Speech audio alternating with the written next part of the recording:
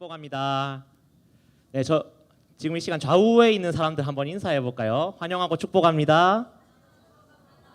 한 번 더 하나님의 사랑으로 사랑합니다. 네, 지금 조원종 목사님께서 미얀마 팀과 함께 지금 미얀마 선교를 하고 계시기 때문에 제가 오늘 대신 설교 말씀을 전하게 됐는데요. 자, 오늘 하나님께서 주시는 말씀 저희 함께 읽도록 하겠습니다. 마태복음 18장 21절에서 22절 저희 함께 보도록 하겠습니다. 마태복음 18장 21절에서 22절 두 절밖에 안 되니까 저희 같이 조금 천천히 또박또박 읽어보도록 하겠습니다. 시작. 그때 베드로가 나와 이르되 주여 형제가 내게 죄를 범하면 몇 번이나 용서하여 주리이까 7번까지 하오리이까. 예수께서 이르시되 내게 이르노니 7번뿐 아니라 7번을 70번까지라도 할지니라. 아멘. 여러분들 앞에서 이렇게 처음으로 구덕교회 와서 처음이죠. 설교할 수 있게 돼서 기쁘고 한편 좀 두렵기도 합니다. 설교 많이 기대는 하지 마시고요. 하나님 말씀 말씀이기 때문에 어쨌든 하나님께서 감동을 주실 거예요. 하지만 제 설교 기대하셔도 좋은 거 딱 하나 있습니다. 저희 호주에서 제가 학부 신학 수업 들을 때 설교학 교수님이 이런 얘기를 하셨거든요. 설교를 잘할 자신이 없으면 짧게 해라. 그래서 짧게 전할 수도 있고 안 전할 수도 있고 열심히 전해보도록 하겠습니다. 여러분 먼저 오늘 제목 한번 볼까요? 제목 용서받은 자 용서하는 자. 제목만 봐도 제가 뭘 얘기할지 아시겠죠? 쉽게 유추하실 수 있을 것 같은데, 자 오늘 제가 이 주제를 다뤄야겠다고 생각한 것은 평생을 또 모태신앙으로 생활하고 또 호주에서 3년 그리고 이제 여기서 한 반년 정도 됐죠. 약 4년 동안 짧다면 짧고 길다면 긴 시간 동안 여러 가지 사역을 하면서 교회에서 너무나 많은 분들이 크리스천이라고 하면서도 신앙생활 너무 잘 하세요. 잘 하시는데 마음 가운데 누군가를 용서하지 못하는 그 마음의 응어리라고 해야 될까요? 그것이 있는 안타까운 모습들을 많이 봤기 때문입니다. 저는 제가 만났던 이런 분들을 판단하고 싶은 게 아니라 용서하지 못하는 사람의 불행함을 제가 스스로 너무 잘 알기 때문에 좀 안타까운 마음으로 이 말씀을 좀 전하고자 합니다. 오늘 이 말씀을 준비하면서 나누기 조금 부끄럽지만 짧은 저의 간증을 나누고 계속해서 설교를 진행하도록 하겠습니다. 저랑 비슷한 또래이시거나 조금 더 나이가 많으신 분들은 IMF 외환 위기를 기억하실 겁니다. 뭔지 잘 모르겠다 하시는 분들은 조금 젊은 세대. 인터내셔널 머니 펀드 국제통화기금인데 나라가 부도가 나서 그 국제통화기금 IMF의 외환을 돈을 빌려야 하는 위기에 처한 게 한국의 그 IMF 외환 위기죠. 그리고 실제로 그 국제통화기금에서 돈을 많이 빌립니다. 그래서 많이 빌려서 어떤 경제의 어려운 부분을 빨리 투자를 해서 이렇게 좀 살리고 이렇게 했던 시간들인데 대신에 IMF의 통제를 받게 돼요, 우리나라가. 그래서 회사들이나 정책들이 좀 부실한 부분들을 정리할 수 있도록 이렇게 하는 바람에 많은 회사들이 망했고 또 많은 직원분들이 인원 감축을 이유로 쫓겨나고 한국 경제가 되게 어려운 시기를 많이 보냈어요. 그리고 그때 저희 아버지가 하시던 사업도 망했습니다. 정확히는 IMF가 터지기 직전이어서 어린 나이여서 잘 기억을 못해서 그런데 IMF랑 상관이 있는지 아니면 아버지의 사업 수완이 없으신 건지는 잘 저도 지금 헷갈려요. 어쨌든 망했습니다. 그리고 가정이 많이 어려워졌죠. 아버지는 어렸을 때부터 나름 좀 귀하게 잘하신 것 같아요. 그래서 일을 한 가지를 좀 가지셨어요. 쉽게 돈을 벌 생각에 제가 어릴 때부터 도박에 빠지셨어요. 그리고 사업 실패로 인한 빚쟁이들이 채권자라고 그러죠. 유식한 말로 채권자들이 집을 찾아와서 요즘은 잘 안 나오는데 옛날 드라마에 보면 이제 막 집에 빨간 딱지가 붙고 막 그런 거를 저는 경험을 했습니다. 그리고 심지어 아버지가 도가 점점 지나쳐지셨어요. 그리고 집을 나가버리셨고 여러 가지 문제들 때문에 어머니 마음의 문제 때문에 어머니도 몸이 많이 안 좋아지셨고 그런 어려운 상황에 있었죠. 어머니는 안 좋은 몸으로도 공장이나 식당에서 일하면서 저를 열심히 키우셨어요. 그리고 간간히 들려오는 아버지의 소문이 저를 더 힘들게 했는데요. 도박은 물론 계속 하셨고 또 다른 분과 함께 이렇게 살림을 차리시고 심지어 마약을 했다는 소문까지 저한테 들리더라고요. 어떻게 신기하게 많은 분들이 저한테 알려주셨어요. 어린 나이 때 웬만하면 안 알려줬을 것 같은데 잘 알려주시더라고요. 초등학교 막 5학년 이럴 때. 네, 정말 찾아가서 죽이고 싶다는 막 충동이 들었어요. 한 초등학교 때까지 조금 어려서 잘 몰랐고 한 중학교 때만 돼도 정신을 차리고 보니까 집도 힘들고 상황도 어려운데 아버지는 계속 밖에서 이상한 짓을 하시고 채권자들이 계속 찾아오고 그래서 진짜 칼을 들고 와서 죽여버리고 싶다 이런 생각을 했었어요. 네, 과거형입니다. 했었어요. 지금 안 그래요. 하지만 저는 이제 어머니를 생각해서 열심히 살아야겠다는 생각을 했어요. 네. 그리고 좀 제 마음을 더 어렵게 했던 거는 경제적으로 어렵거나 이런 상황과는 별개로 마음 한편에 버림받았다라는 아픔이 있었어요. 보통 저는 되게 성격 자체가 좀 낙천적이어서 해맑게 잘 지냈어요. 그래서 잘 지내다가도 어떤 제 상황을 잘 모르는 누군가가 저한테 너 아버지는 뭐 하시니 이런 영화 대사 같죠? 네 아버지 뭐 하시노 이런 거 물어보면은 저는 좀 마음이 덜컥 내려앉는 것 같았어요. 뭐라고 잘 말도 못했고 대답도 잘 안 했어요. 그냥 얼버무리고 이랬는데 그래서 아버지를 향한 원망이 있었고 그게 점점 커지다 보니까 가족들을 향한 원망, 세상을 향한 원망으로 점점 마음속에 어떤 어둠들이 있었어요. 어린 시절 그런 상황 속에서도 어머니는 저를 빠지지 않고 교회를 꼬박꼬박 데리고 나가셔서 전 어릴 때부터 교회에 빠진 기억이 없어요. 태어나서 지금까지 한 2번 정도가 있는데 특별한 일이 있을 때. 그래서 어린 시절 저에게 교회는 안식처이자 놀이터 같은 곳이었고 되게 좋았어요. 그런데 이제 점점 크면서 문제가 생기죠. 보통 고등학생쯤 돼서 이제 세상이 좀 보이기 시작하는 거예요. 그래갖고 집 상황이 안 좋은 것도 보이고 어머니가 힘들게 주중에 계속 일하시는 것도 보이는데 주말까지 교회 가서 새벽부터 저녁까지 사역을 하시는 거예요. 지금 마치 저처럼 사역자도 아니셨는데 그렇게 사역하는 모습. 그리고 저는 어머니 어리니까 따라가야 되니까 어머니 옆에서 있다 보니까 하루 종일 교회에 있었어요. 그래서 그게 어릴 때는 좋았는데 나중에 점점 크고 보니까 학교 다니면서 공부도 해야 되고 나도 친구도 만나야 되고 하는데 그걸 이제 좀 억지로 다녔거든요. 그래서 억지로 하다 보니까 좀 싫어졌어요. 그리고 크면서 이제 뭐 창조론, 진화론 이런 대립이라든지 이런 것들이 지식적인 것들을 알게 되면서 하나님이 진짜 계실까? 내가 믿고 있는 이게 정말 맞나? 이런 고민들도 하게 됐죠. 그래서 교회에 가기 싫어졌어요. 그래서 가기 싫다고 얘기를 했다가 어머니와 대판 싸워서 그래도 어머니 마음 아프면 안 되겠구나 이래서 일주일에 한 번만 교회를 가기로 했어요. 네, 주일에만. 웃으시는데 저한테는 엄청난 결정이었거든요. 왜냐하면은 교회가 가까운 데 있어가지고 처음에 가까운 데 있다 나중에 먼 데로 이사를 갔는데도 주에 한 5번은 갔어요. 네, 새벽기도 가고 수요 예배 가고 목요일에 무슨 찬양 집회 있고 끝나고 뭐 이런 행사들 있고 학생부 회장도 하고 주보도 만들고 찬양팀도 하고 성가대도 하고 네, 교회 청소까지 했었어요. 네, 그렇게 했었는데 저한테는 엄청난 큰 도전이었죠. 일주일에 한 번만 가겠다. 네, 이래갖고 한 번만 가게 됐어요. 그래서 조금 오랜 기간 방황을 했는데요. 방황하면서 일주일에 한 번씩만 교회를 간 거예요. 그래서 군대에 입대를 하면서 교회에 갈 필요가 없을 거라고 생각했는데 요즘은 잘 모르겠어요. 저 비슷한 때 가신 분은 아시겠지만 짬밥이 없을 때는 종교 생활도 자유가 아니에요.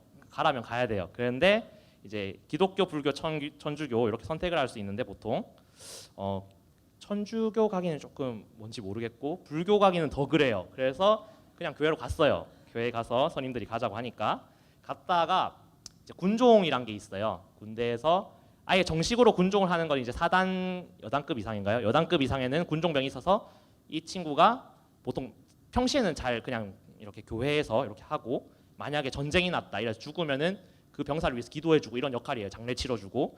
근데 지금은 전쟁이 뭐 아니니까 교회를 관리하고 이런 역할인데 주중에는 하지 않고 저는 따로 보직이 있어서 따로 포병이라는 보직을 하면서 주말에만 이제 교회를 가서 교회를 관리하고 찬양 인도도 하고 뭐 목사님 외부에서 오시면 이렇게 인사도 하고 그런 역할을 했었어요. 그런 게 군종인데 어떤 병장 분께서 그때 군종이었는데 저를 보더니 교회에서 좀 오래 사역해봤냐? 그래서 해봤습니다. 찬양 인도 해봤냐? 그래서 네, 해봤습니다. 이러니까 오케이 해서 제가 군종이 됐어요. 그분이 전역하시고 곧 저는 이제 군종이 돼서 교회에서 안 갈래야 안 갈 수가 없게 돼서 교회를 계속 다녔어요. 군대에서도. 그래서 평일에 훈련을 하고 주말엔 교회에 나가고 찬양 인도하고 그런 생활을 군대에서도 했어요. 그래서 지금 그런 상황들 지금 생각해봤을 때는 그때는 우연이라고 생각했는데 지금 생각해보니까 그때까지도 하나님이 저를 어떻게든 교회로 붙잡아 두신 것 같아요. 그래서 지금은 참 감사한데 그때는 이게 뭘까 이런 고민들이 있었어요. 하지만 그때까지는 마음에 극적인 변화는 없었어요. 그래서 전역 후에 휴학을 하고 원래 동아대 다녔었거든요. 휴학을 하고 조금 일을 하다가 호주로 워킹홀리데이를 떠났어요. 뭔가 넓은 세계를 경험하는 동시에 또 전역하고 나니까 어머니랑 같이 있으니까 조금 힘들더라고요. 그래서 어머니의 품을 떠나서 진정한 종교의 자유를 찾아서 네, 호주로 갔습니다. 그래서 처음 호주 시드니에 도착했을 때 제가 그 전에 호주 가기 전까지 계속 한 1년 정도 일을 했거든요. 그러면서 아버지가 이를 쌓아두셨던 빚을 이제 그때 다 갚았어요. 다 내서. 그러고 나서 비행기 끊고 호주 도착하니까 제 수중에 돈이 85만 원밖에 없더라고요. 그래서 당장 일을 해야 되기 때문에 호주 물가 비싸거든요. 그래서 6인실 여행자 숙소에 방을 잡고 그날부터 접시 닦기 일을 시작했어요. 그래서 처음에 영어도 안 되고 하니까 막 접시 닦으면서 막 이런 거 했어요. 막 영화에 나오는 그런 장면 비슷하게 했습니다. 그래서 하루 종일 덥고 습한 주방에서 설거지를 하고 돌아와서는 6인실인데 침대에 막 곰팡이 펴 있고 벌레 있고 막 그런 숙소였어요. 그래서 베드버그라고 이제 이인데 이 막 물리고 그런 생활을 하니까 되게 힘들어지더라고요. 그래서 종교의 자유를 찾아 떠났다가 안 되겠다. 교회라도 가서 사람이라도 만나서 좀 얘기라도 해야겠다. 이런 마음이 들어서 쉬는 날 주일에 교회를 찾게 됐어요. 근데 첫 주에 갔더니 거기 문이 닫혀 있더라고요. 호주 교회는 이런 식으로 저희 교회처럼 항상 열려 있는 게 아니라 주말에만 이렇게 공간을 렌트해 갖고 쓰는 그런 식이에요. 근데 제가 너무 일찍 가서 교회를 렌트 시간 되기 전에 갔더니 문이 닫혀 있어서 이 교회가 망했구나 이러고 안 갔다가 다음 주에 이제 시간이 뭔가 홈페이지에 계속 업데이트가 되더라고요. 그래서 다시 갔더니 이제 열려 있더라고요. 그래서 거기서 한 주만 빠지고 제가 기억하는 그 한 번 빠진 주 중에 하나가 그때예요. 한 번 빠지고 그 다음 주부터 이제 거기를 찾아가게 됐는데 그곳에 찾아가서 처음 들었던 설교가 거기 목사님이 되게 강력하게 메시지를 선포하시는데 저 있는 방향을 보시면서 뭔가 알지는 모르겠어요. 청년들이여 회개하라 막 이러시는 거예요. 그래서 되게 단순하게 저 회개했어요. 뭔가 벼락같은 설교를 듣고 뭘 회개하라는 메시지인지 정확하게 모른 채 하나님께 죄송하다고 1시간 내내 막 설교 시간 내내 눈물 흘리면서 회개를 했는데 주변 사람들 아마 이상하게 봤겠죠. 저는 근데 그분들을 신경 쓸 여력이 없었어요. 그리고 예배 후에 즉시 그 교회에 이제 등록하고 일하면서도 각종 사역, 목장 모임, 찬양팀 뭐 이런 거 계속 동참하게 됐어요. 그 교회가 제가 지난 6년 동안 섬기던 시드니에 있는 새순 장로교회였습니다. 또 신기한 일이 있었는데 제가 그 일하던 식당 있잖아요. 거기가 장사가 너무 잘 되면서 주중에만 오픈을 하다가 주일에도 오픈을 해야 되는 상황이 됐어요. 그래서 처음에는 오후에만 영업을 하기로 해서 오전에는 교회를 다녀와서 이렇게 일을 했는데 나중에 장사가 점점 잘 되는 거예요. 그래서 아예 하루 종일 오픈을 하기로 결정이 나면서 저는 좀 고민을 했어요. 한 6개월, 8개월 정도 일하고 나니까 이제 웨이지를 많이 올려주더라고요. 그리고 접시 닦기 말고 하다 보니까 튀김도 튀기고 막 롤도 말고 막 스시도 만들고 막 이런 제가 되게 빨리 늘었나 봐요. 그래서 돈을 되게 많이 주셨어요. 주에 그러니까 주 1까지 일하면은 한 주에 1,300불 정도를 주겠다 이래가지고 주당 130만 원 월급으로 치면 한 500만 원 정도 되죠. 그렇게 하면 어떻겠니라고 해서 저는 고민을 조금은 했어요, 솔직히. 그러다가 그래도 주일에 내가 신앙을 지키는 게 중요하구나라고 생각하고 사장님한테 더 이상 못한다고 했는데 사장님이 제 모습을 되게 좋게 봐주셨나 봐요. 너가 지금까지 열심히 일하는 모습을 봤는데 놓치기 아깝다. 그래서 식당에 새로운 사람을 뽑을 테니 바로 고기 공장에서 일해보자고 하는 거였어요. 그 사장님 알고 보니까 그 몇만 평 되는 소 농장과 고기 공장과 식당은 약간 그냥 심심하니까 그 고기 남는 걸로 이렇게 식당을 하시는 분이었어요. 그래갖고 고기 공장에서 약간 매니저급으로 일을 시켜줄 테니까 한번 해봐라 이러면서 가게 됐는데 고기 공장은 주일에는 무조건 쉬니까 네 조건하고 되게 잘 맞다 이래갖고 아주 좋은 케이스라고 생각했어요. 그래서 당연히 덥석 물고 거기 가서 일을 하게 됐고 조금 부끄럽지만 그 일로 교회 사람들에게 막 간증을 했어요. 제가 주일 이렇게 주일 성수를 하려고 했더니 사장님께서 또 이렇게 좋은 막 이렇게 직장 주셨고 하나님께서 길을 열어주셨다 이런 간증도 했었는데 거기 일한 지 3일 만에 사고가 터졌습니다. 고기 절단기에 제 왼손 엄지손가락이 들어가서 절단이 됐어요. 네, 잘린 손가락 마디를 들고 병원에 가서 접합수술을 받고 의사는 이제 경과가 어떻게 될지 모른다. 잘 붙을지 안 붙을지 모르겠다. 뭐 이런 얘기를 하고 이제 수술 후에 혼자 병원에서 입원해서 이제 혼자 독방에서 이렇게 침대에 누워 있는데 밤새 여러 가지 생각을 했죠. 장애인이 되면 어쩌나, 수술 후에 병원비는 어쩌나, 난 이제 뭐 먹고 살아야 되나, 한국에 이렇게 장애인으로 돌아가야 되나 이런 암울한 생각들이 막 몰려오는데 한 가지 깨달은 게 있어요. 제가 할 수 있는 게 아무것도 없더라고요. 고민밖에 없어요. 이렇게 고민한다고 내 몸이 낫지 않고 예수님 딱 그 말이 맞아요. 네가 염려한다고 키가 한 자라도 자라지 않아요. 그걸 깨닫게 됐어요. 그래서 제가 할 수 있는 유일한 걸 했어요. 그냥 그 시간에 침대에 누워서 기도했어요. 인생에서 가장 간절하게 열심히 기도했었는데 한 5시간, 6시간 정도 기도를 하고 나니까 하나님께서 마음에 주시는 감동이 있었어요. 성준아, 내가 너를 치료하겠다. 그 감동 되게 짧은 딱 그 뭐 음성을 들었다고 하면 좀 그렇고 하나님이 주신 딱 그 감동이 성준아, 내가 너를 치료하겠다. 이게 끝이었어요. 근데 그 감동을 느끼고 엄청 많던 그 고민들이 다 정리되고 그냥 저 편하게 잤어요. 편하게 자고 다음날 아침에 깨어나니까 교회 분들이 면회도 오시고 사장님이 오셔서 치료비랑 쉬는 동안 월급도 다 챙겨줄 테니까 걱정하지 말라고 얘기하시고 수술비를 나중에 알고 봤더니 27,000불 정도더라고요. 당시 한 환율이 1,100원 이 정도였으니까 약 3천만 원 정도. 제가 그 보험이 없었거든요. 그리고 2주 뒤에 다시 검사를 했는데 손가락도 괴사하지 않고 잘 붙어서 지금 멀쩡하게 잘 다니고 있죠. 약간 뭐 느낌이 없긴 하지만 그래도 건강합니다. 손가락이 절단되고 수술 받기까지 반나절이 저한테는 가장 힘든 인생에서 가장 고민을 짧은 시간에 많이 했던 시간 중에 하나임에도 불구하고 그 뒤부터 수술 뒤부터 한 몇 달간은 제 인생에서 가장 행복한 시간이었어요. 왜냐하면 그 하나님의 감동이 저 마음에 있었거든요. 쉬면서 더 많이 말씀도 읽고 기도하고 사람들하고 교제하고 예배 막 찾아다니고 그리고 신학을 공부해야겠다는 확신이 굳어졌어요. 왜냐하면 그게 제 인생에서 가장 가치 있는 일이라고 그때 확신하게 됐거든요.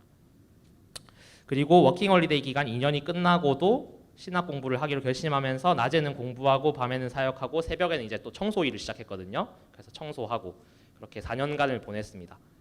몸은 힘들었지만 마음은 너무너무 즐거웠어요. 하나님의 사랑이 느껴졌기 때문이고 하나님께서 나의 회개를 받으시고 용서하셨다는 것을 또 정확하게는 예수님께서 과거에 십자가에 2000년 전에 달리시던 그 순간에 나의 죄를 이미 용서하셨다는 것을 내가 깨달았기 때문이에요. 지금 돌아보는데 하나님께서 너를 치료하겠다라는 그 메시지가 저는 처음에 손가락 얘기인 줄 알았거든요. 근데 그게 아니란 걸 알게 됐어요. 그 뒤로 저의 마음이 달라지더라고요. 저희 어릴 적부터 마음의 상처들까지 하나님께서 치유하시는 게 느껴졌어요. 그리고 하나님께서 주신 저의 길을 달려오다 보니까 느끼는 게 저희 마음에 이미 누군가를 향한 원망이 사라져 있었어요. 어린 시절에 어떻게 용서할 수 없었던 그 아버지를 향한 분노가 사라지고 용서하게 됐거든요. 그리고 나 자신도 용서할 수 있게 됐어요. 이게 용서해야지 하고 용서한 게 아니라 그 사건이 있고 하나님과 깊이 만날수록 어느 순간 그냥 돌아봤는데 없었던 거예요. 자, 여러분 제가 좀 짧지만 이 간증을 한 것은 저를 자랑하려고 한 게 아니에요. 약간의 자랑도 있을 수 있는데 자랑한 건 아니고 자, 이렇게 자비로운 마음으로 나쁜 아버지를 내가 용서했으니 여러분도 그렇게 하십시오 라고 당당하게 말할 수 있으면 좋겠는데 그렇지 못해요. 왜냐하면 그 용서의 마음이 제 노력으로 된 게 아니기 때문이에요. 혹은 지금 눈물 흘려줘서 감사한데 동정을 받고자 하는 것도 아니에요.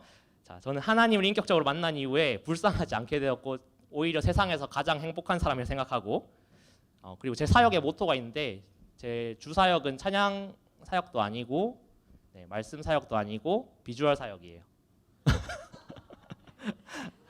이 자존감 많이 놀리시지만 진심이에요. 하나님께 사랑받는 저의 가치가 저는 너무 좋아요. 교만하다고 놀릴 수도 있지만 교만합니다. 그런 차원에서 교만해요. 하나님의 사랑을 받는 사람이란 걸 저는 너무 잘 알아요. 그래서 너무 행복해요. 또 혹시 비슷한 상처를 갖고 계신 분한테 저도 했으니까 여러분도 용서하세요 이 얘기 하는 게 아니에요. 왜냐하면 그게 인간의 힘과 노력으로 되는 게 아니라는 거를 저 자신이 너무 잘 알기 때문에. 자, 그러면 이 간증을 왜 했나?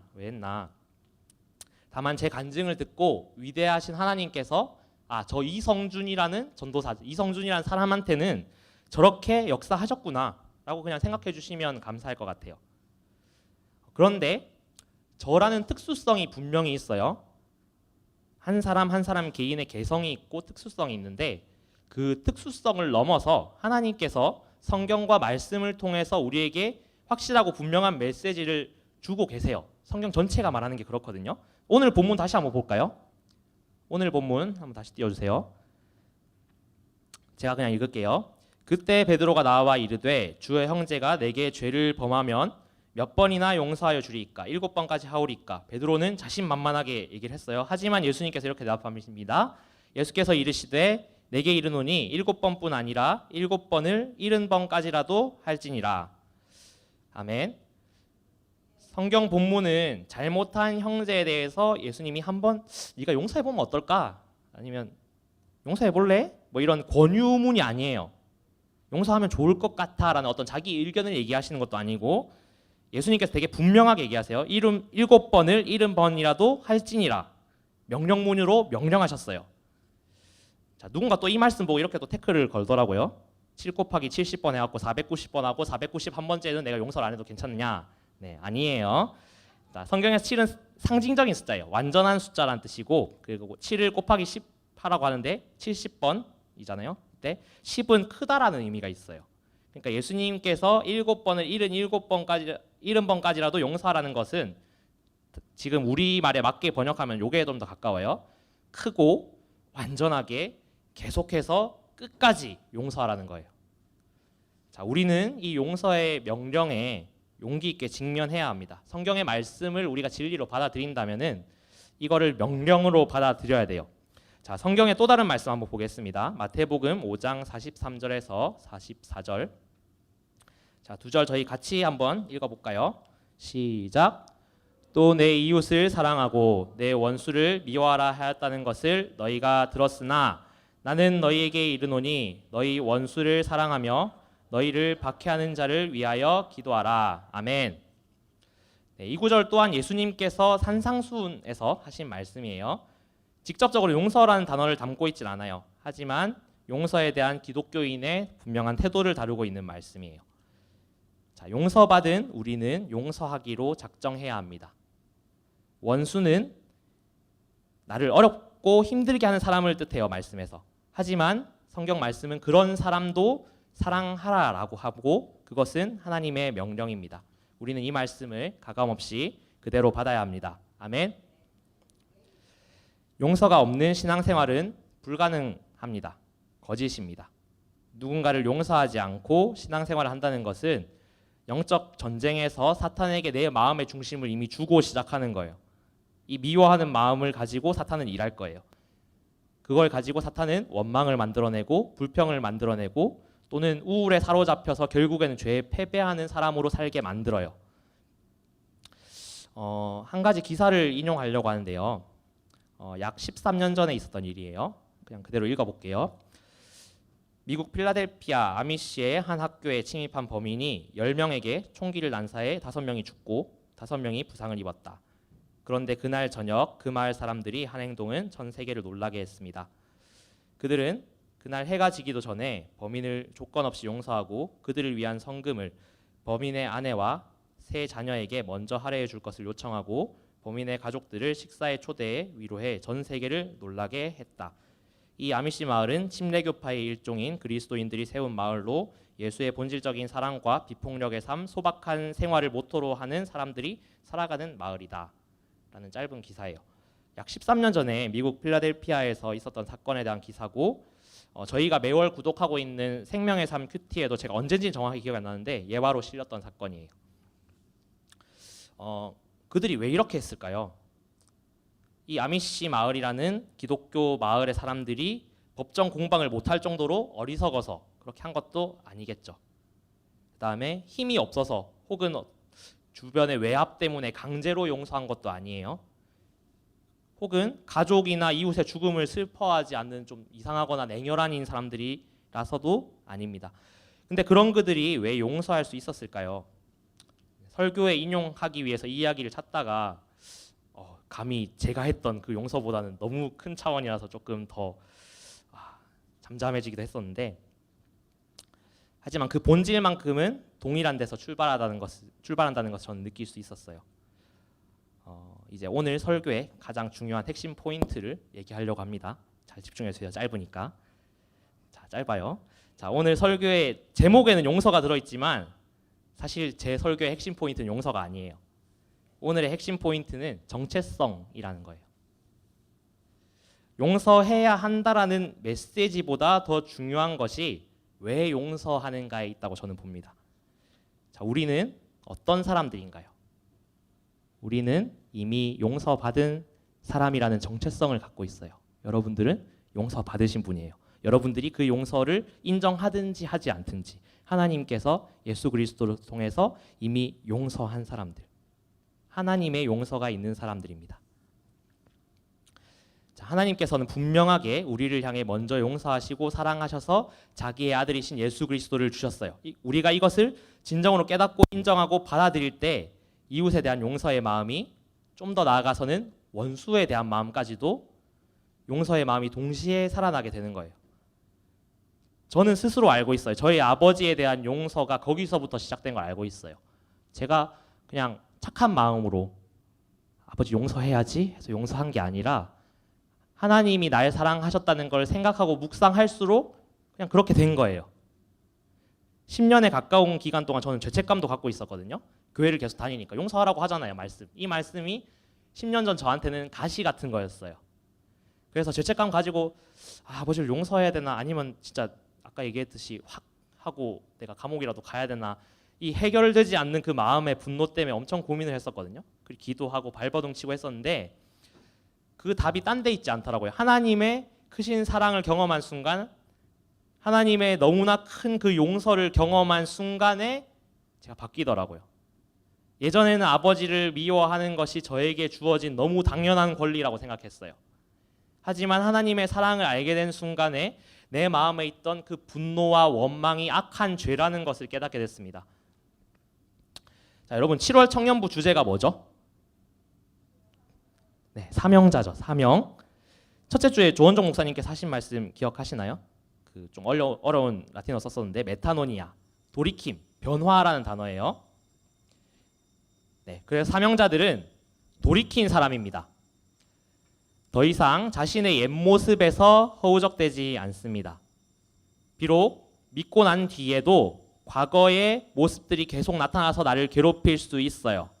하지만 이미 승리하신 예수님께서는 너는 이미 변화된 존재라고 계속해서 말씀하세요. 자, 두 번째 주 이승만 목사님께서 하신 말씀 기억하시나요? 네, 권위에 대해서 얘기하셨죠.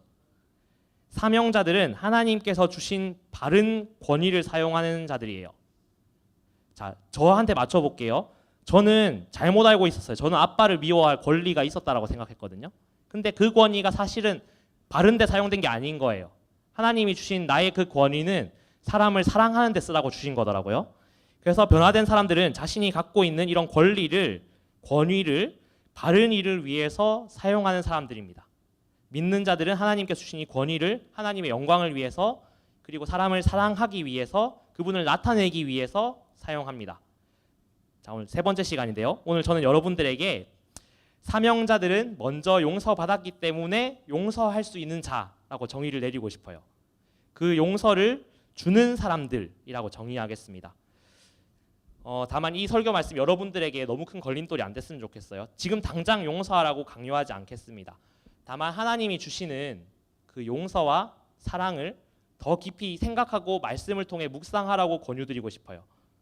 여러분 제가 원망 많이 해봐서 알거든요. 프로 원망러. 네, 그래서 원망과 분노와 증오의 힘을 알아요. 그게 때로는 강력한 힘을 주기도 해요. 하지만 그게 우리 삶을 갉아먹어요. 어떤 사람들 그런 사람들이 있어요. 원망과 분노로 삶의 원동력을 삼는 사람들이 있어요. 그런 사람들이 힘을 얻기도 하고 높은 명예를 얻기도 하고 엄청난 타이틀을 얻기도 하는데 그게 그 사람들을 행복하게 못 만들더라고요. 성공할 수는 있지만 행복하게 만들 수 없어요. 여러분 혹시 나에게 피해를 준 누군가에게 좀 복수해 본 적 있으신가요? 작게든 크게든 복수를 성공했을 때 잠깐 통쾌해요. 하지만 그 복수가 내가 입었던 피해를 없던 것으로도 해주지 못할 뿐더러 나에게 또 다른 죄책감과 허무함을 줍니다. 자, 역사적으로 한번 볼까요? 독일의 히틀러와 나치당이 그랬어요. 독일인들을 괴롭히는 유대인들과 막 열등한 다른 민족 우리가 정복하고 그 사람들에게 분노해야 된다라고 가르쳤는데 그래서 독일이 어떻게 행복해졌나요? 네, 행복하지 못했죠. 그리고 초기 공산주의자들이 그랬어요. 힘없는 노동자들, 프롤레타리아라고 어려운 말로 하죠. 프롤레타리아들이 부유한 부르주아들을 향해서 분노해야 된다고 하셨어요. 그래서 자본가들, 지식인들을 막 죽이고 자기들만의 세상을 만들려고 했는데 그래서 세상이 밝고 행복해졌나요? 행복하지 않아졌어요. 많은 사람들이 죽었어요. 공산주의도 승리하지 못했어요. 자, 자, 성경에 나오는 인물 한번 볼게요. 사울 왕이 그랬습니다. 자신의 권력을 위협하는 다윗에게 분노했고 그를 죽이려고 했어요. 하지만 반대로 하나님의 사람인 다윗은 어떻게 했을까요? 충분히 분노하고 억울하잖아요. 사울 왕과 싸우고 아니면 그를 죽일 수도 있는 상황에서 여러 번 용서하고 생명을 살려줘요. 자, 근데 이게 또 기독교인들이 무조건 분노하지 말아야 한다는 뜻이 아니에요. 자, 다윗은 또 골리앗과는 맞서 싸웠어요. 예수님은 성전에서 장사하는 사기꾼들의 상을 뒤엎었어요. 기독교인들은 싸워야 할 대상, 분노해야 할 대상을 잘 정하고 착각하면 안 됩니다. 하나님께서는 이웃에서부터 원수까지 사람을 사랑하라고 하셨지만 반대로 죄는 그 모양이라도 버리라고 하셨고 끝까지 싸우라고 말씀하셨습니다. 기독교인들이 진짜 분노해야 할 대상은 사람이 아니라 죄입니다. 다윗이 골리앗을 미워했던 게 아니에요. 골리앗 안에 있는 그 교만함과 하나님을 무시하는 그 마음, 그 죄를 미워했던 거고, 예수님도 성전의 상인들을 미워한 게 아니라 상인들의 마음속에 있는 그 사기치는 욕심들, 그런 죄를 미워하신 거예요. 이런 걸 신학적으로 거룩한 분노라고 하는데, 이 거룩한 분노 때문에 영국의 정치가인 윌리엄 윌버포스라는 사람은 영국의 노예제를 폐지시켰어요. 오랜 세월 싸워서. 그리고 여러분들 잘 알다시피 이 거룩한 분노 때문에 미국의 링컨 대통령도 미국의 노예 제도를 폐지시켰어요. 그리고 이 거룩한 분노 때문에 한국의 초기 기독교인들은 일제에 항거했습니다. 여러분들은 무엇을 용서하고 무엇에 분노하실 건가요? 잘못된 방향의 분노는 본인뿐만 아니라 주변 사람들까지 파멸로 몰아졌습니다. 하지만 기독교인들의 거룩한 분노는 자기를 살리고 또 남을 살려요. 죄의 속성이 그렇습니다. 죄의 속성은 또 다른 죄를 낳습니다. 또는 더한 고통을 낳습니다. 그러나 죄에 대해서 거룩한 분노를 가지되 원수까지도 용서하는 사람은 이 죄악의 고리를 끊을 수 있는 사람이에요. 진정한 자유와 행복을 누릴 수 있는 사람들인 것입니다. 자, 이거는 어떤 심리학적 접근 이야기하는 게 아니고요. 우리가 우리의 힘으로 할 수 있는 용서는 분명히 한계가 있지만, 혹은 우리 힘으로 하는 용서는 그냥 그렇게 해야 하니까 참고 막 견디는 것이기에 완전한 해결이 없을 수밖에 없지만, 하나님께서 우리에게 먼저 주신 용서와 사랑의 깊이를 깨닫는 데서 오는 용서는, 진짜 용서는 그 근원이 내가 아닌 하나님에게서 오는 것이기 때문에 한계가 없어요. 저는 그걸 경험했습니다. 우리는 용서를 억지로 쥐어짜내는 게 아니라 용서를 누릴 수 있는 사람들이 돼야 돼요. 십자가의 은혜와 능력이 여러분의 삶에서 원망과 증오의 거리를 끊어버리고 용서와 평안의 삶으로 이끌기를 소망합니다. 하나님의 은혜를 기억하십시오. 우리를 용서하시고 또 우리를 통해서 많은 사람들을 용서하게 하고자 하시는 하나님 아버지의 마음을 여러분들이 알기 원합니다. 억지로 안 하셔도 괜찮아요. 하나님의 사랑을 더 깊이 큐티를 통해서, 설교를 통해서, 찬양을 통해서, 기도를 통해서 하나님의 사랑과 은혜를 먼저 많이 경험하시기를 원합니다. 그게 제가 여러분들한테 원하는 거예요. 그래서 큐티를 하라고 매번 강조를 하는 겁니다. 자, 여러분이 어떤 사람이라고 성경이 어떻게 선포하고 있는지를 제가 다시 알려드릴게요. 여러분은 하나님의 사랑을 받는 자입니다. 아멘. 하나님의 용서를 받은 자입니다. 그렇기에 여러분들에게 사명이 있어요. 용서하는 자가 되십시오. 하나님의 사랑을 세상에 전하는 자가 되십시오. 자, 우리 이 시간 찬양팀 같이 나오셔서 주님 마음 내게 주소서라는 찬양을 같이 부르실 텐데, 이 찬양을 부르실 때에 이 찬양의 가사가 지금 제가 했던 설교를 통해서 여러분들의 마음의 고백이 됐으면 좋겠습니다. 주님, 내가 용서하겠습니다. 내가 잘났으니까 저 사람 제가 돌볼게요. 저 사람 내가 사랑해볼게요. 내 마음으로 내 힘으로 해볼게요. 이 마음이 아니라 주님 마음을 저에게 주십시오. 주님의 사랑으로 내가 사랑하겠습니다. 내 힘으로는 할 수 없지만 주님의 마음을 나에게 주십시오. 라는 고백을 우리가 이 시간 함께 했으면 좋겠습니다.